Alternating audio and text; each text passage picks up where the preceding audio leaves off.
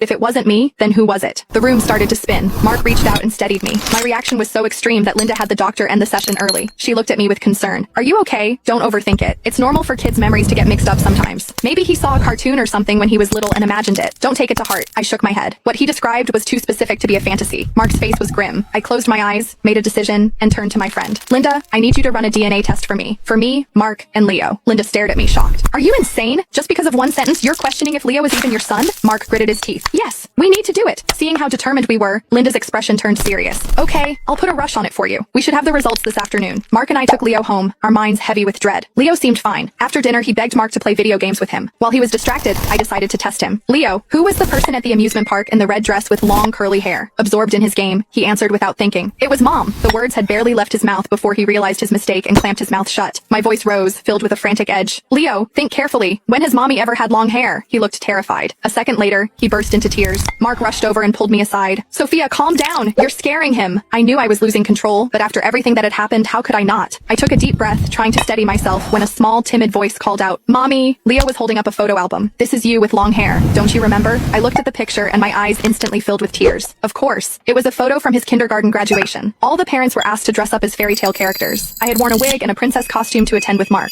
That day, we had promised to take him to the amusement park for the whole day. But not long after we got there, both of us got urgent work calls and had to. I never imagined he would remember it for so long. A broken promise, a canceled trip, had somehow become the happiest moment of his life. Mark and I both hung our heads in shame, overwhelmed with guilt for being such inadequate parents. Just then, my phone rang. It was Linda with the DNA results. The report on my screen was unequivocal. The probability of our biological relationship with Leo was greater than 99%. After Leo went to bed, Mark's voice was thick with emotion. We failed him so badly. Maybe he was just trying to keep us from splitting up. I didn't say anything, but I felt the same. No matter what, he was our son. The thought of him turning into the person from our past lives was heartbreaking. If a child goes wrong, it's always the parent's fault. Mark and I found a rare moment of peace, looking through old photo albums together. We saw pictures of him as a newborn, learning to crawl, taking his first steps. The joy and pride of being parents washed over us. But when I turned to the next page, something clicked. Wait! My eyes widened in horror. I was shaking so hard I dropped the album. A terrifying thought was forming in my mind. I slowly turned to Mark, my voice trembling. I think the person he wants to live with isn't you or me. The person who truly wants custody of him is someone else.